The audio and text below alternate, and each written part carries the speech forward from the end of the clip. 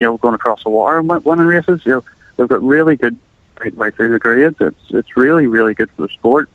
And hopefully it drags even more people in. I mean, we're averaging as many cars over here at the minute as a lot of the mainland tracks can get. So it's really, really good.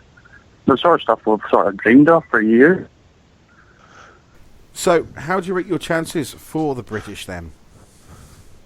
I feel pretty good about Notts Corner. I'm not so confident about Ballymena on Friday night. I mean, we really do struggle at Ballymena, but I'm feeling pretty good about the British at Notts Corner. I think we'll maybe be able to put that. We'll try our best at Ballymena. I'm not going to give up the green and white checkers like a bit of a fight, but we'll definitely be thinking about the Notts Corner. It's good to see that. I mean, what's your plans then for this year? Obviously, it is a case that this year's World Final is on shell. Now, is that going to pose a problem to you guys? I know you've only had really limited opportunities to get on the shell with obviously the brief sojourn of the Notts Corner shell track that they had for a couple of seasons. Yeah. Is that what? How do you challenge yourself to go onto a shell track? What problems do you have? Well, at the start of every year, I never set myself out to try and get points to qualify for the World. If it happens, it happens. If it doesn't, it doesn't. This year, I really didn't set out to get points because I wasn't really interested in doing the World Final. But the last regrading, I was in a qualifying position. So if it crops up as a problem, we'll just have to go there and do it. I mean, we done King's Lynn, so we did, and we weren't fast. We were painfully slow, but we ended up with a good result just through finishing.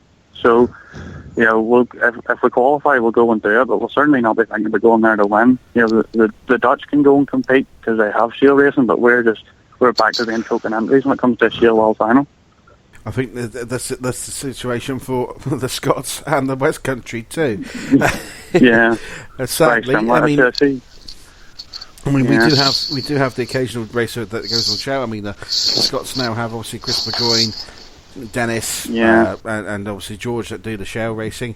I don't think I've seen Gordon on the shell for 3-4 years now. But the West Country, it's just a case of like Neil Hooper is making a concerted effort this year, but other than that, everyone's just going nonplussed. Do you think? Obviously, with regards to like rotors and stuff like that for championships, that Ireland should be given more of the bigger championships, not like the kind of lesser titles like the F2 Challenge and the Nationals, which are kind of like in the pecking order quite low down the bottom. Do you think they should be getting a dip at perhaps the European, the British more often? Well, it depends what way. If it's all goes well this weekend, then yes. I think we have a really good case for getting the British more often. As I said, the world, it seems harsh to ask so many people to cross the water, but we've had to do it that many times. I think maybe we're maybe due a World Championship. That would be a good thing. I mean, we've never had one. We've had a couple of World Champions, but we've never had the race here. So it'll be really good to see. I mean, the Europeans seem to have sort of found its home at Northampton. It doesn't seem to be racing, so we're not getting that anytime soon. But certainly, if we can get the British, every few years, it'll be good. It's one of the rumours that we mentioned this at least once an episode. Is the 2017 World Final. Now, when it was initially muted that it would be an away day World Final for Autospeed, there were several venues mentioned, and Ireland was one of them. Yeah. Well, I know it was Crispin probably that was one of the main pushes in us getting this British. He's always been very supportive of us getting, championships. So, yeah, if it's an Autospeed away meeting and it's run well this weekend, Notts Corner will be a brilliant track for a World Championship. It's a proper stock car track, so it'll be great to see it. And if it happens, it'd be fantastic. I'd have to cross the water. No, can't do that. I do that. Said I go across the water every time I leave the country. Every time I go to Taunton, across the Tamar. So into England, so to speak, from Cornwall. There we go. But what I will say to you though is that who, if not you, is going to win the British then? My brother, Dean's going to win it. I think he genuinely has a chance too, but Steve's doing a new car this weekend, so we'll see. He's slipped down to blue there. He's likely got some good heats in there. There's no reason why he can't win it. We've got a lot of good drivers. It's hard to pick one. It really is anybody's race. It is looking wide open. I will say this now because obviously you have got the usual suspects coming across the water, the likes of I'm led to believe the likes of Kelvin Marshall, those kind of people are coming over, which are always going to be in with a shake-up with it all. I would be very surprised, and I'd be very surprised if we do not see at least one mainland driver in the top three, if not win it. But I will say this now, there will be the likes of yourself, Chris Kincaid, the Fagan brothers. They're all very capable of doing it. I mean, don't forget, Graham was, only a brake caliper away from winning the world title last year. Yeah. No, I think we genuinely have probably 6 or 8 or maybe 10 cars that are capable of winning it. The problem is there'll be as many mainland cars coming across as it's one of the most wide races that I can it literally could be anyone's race. All depends on the day. Like I say, who Lady Luck shines on us. We were talking to Steve Gilbert earlier on, who was literally a car spun in front of him. He looked like he was absolutely fastest car on the track. Looked like he was absolutely dialed on for the title. Car spun in front of him, and that was it. Game over. Otherwise, it would have been. I don't think Adam Ruby would have won that British at Taunton last year. You're looking at. No. So, is there any rivalries that we've got to be wary of from you guys at the moment? Is there anyone who are kind of like having a little feud between the Irish drivers at the moment? Between our guys, everyone's having a feud every week. It's every single week. There's somebody's going to rack someone. It's the way it is over here because we race with the same people week in, week out. When you're racing in England, having about a bit, and you're racing with different people. But because it's the same people week in, week out, everything's very personal, and there's always people who are going to rack people. It's just the way it is. You gotta watch Graham Fagan loves to make things dramatic, you know what I mean? So if he hasn't got a feud going, he'll start one, he just loves that. There's a few different ones. Everybody's that competitive with each other. You've no idea who's going to feud next. So you could just be looking at everybody for a feud, really. Excellent stuff. Right, well, Ryan, very best of luck in the big race on Sunday, and hopefully, the best of luck on Friday defending your title. It'd be good to see you over the mainland. Any plans to come over the mainland this year? We wanted to do Taunton next weekend for the band fun, but it hasn't worked out. Dean has exams in school on the Monday morning, so we can't make it. So the next trips we're doing.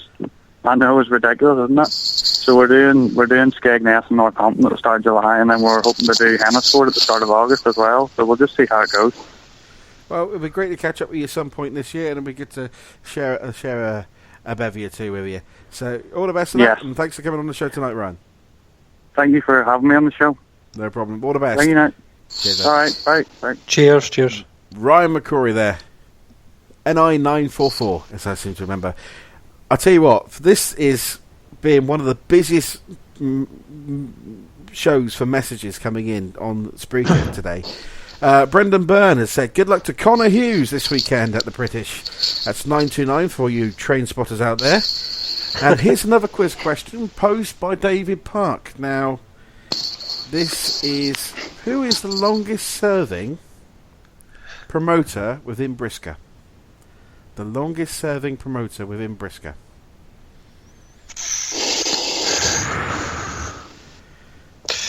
Bear in mind, some promotions are no longer what they were, if you know what I mean.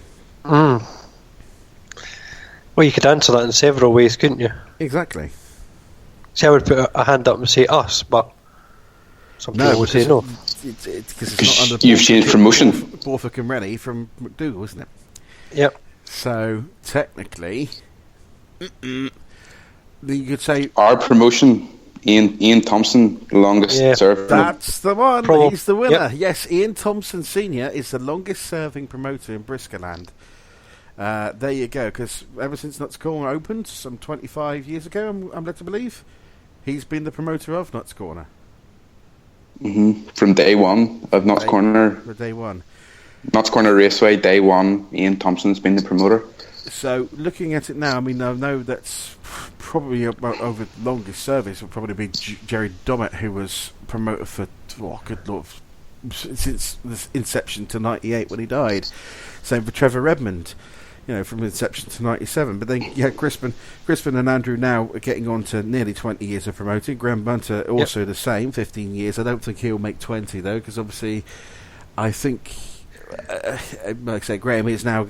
It's not the thing to say that he's soon to be 70 and thinking of retirement, but he is. But he wouldn't say it to think about him. But it's not Graham Bunter. No, Sharon, you're incorrect. Graham has only been promoting for 15 years. He just feels like he's been there for Bristol since day one. He is part of the furniture there. He was race manager there for many years, but he was never promoter. He wasn't promoted there until 2001 when he took it over from the Levers.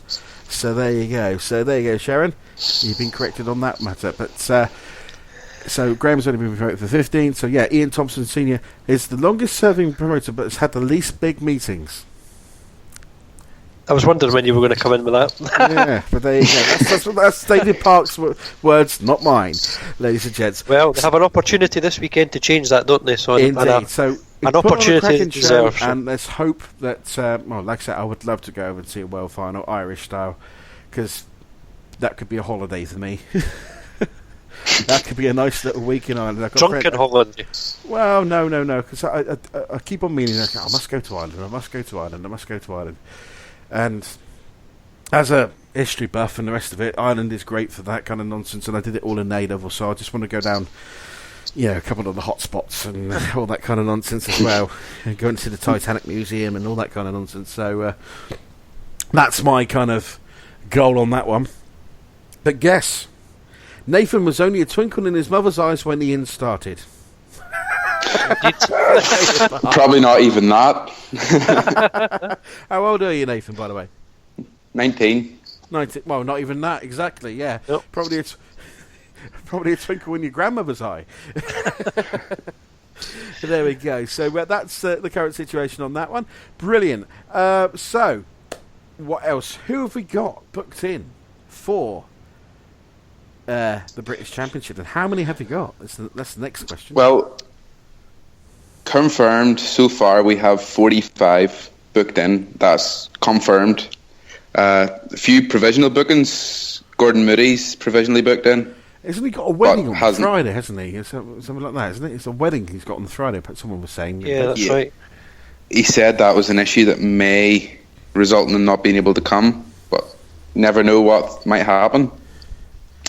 And also on the provisional booking front, there's Seamus Cushnan, who is provisionally booked in, but they will need to sort of confirm or deny the booking so as we get the final tally of cars in. So confirmed, there's 45.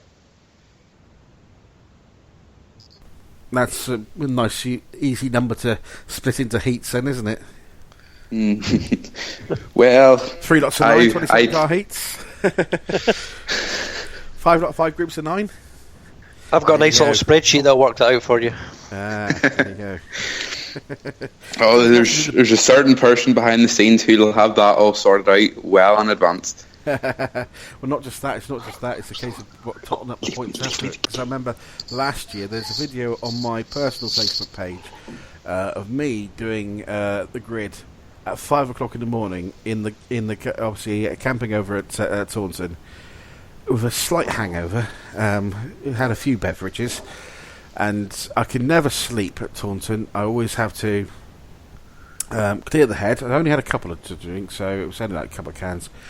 But I still felt, because it was so hot, I had that kind of heat hangover. Anyway, getting to the point and matter in hand, I got to the point where it was 5 o'clock in the morning. I was just working at the points and working at the grid. There we go. And I go, and then I did a Sarge style video on for the grid at 5 o'clock in the morning, and then love you bye at the end, and I said, and now I'm off to Exeter Services for a dump. We were having an international, but Toon Shoot has cancelled today. I don't blame him. He's got 2 ferries to cross. He's doing the full Johnny. Is it Johnny Nash? No, it's Jimmy Cliff. Although there is another international booked in. Oh, is there? Wim Peters. Wim Peters. Wim Peters is booked in. Him. Hang on, have I got Shallow Lee lined up? No.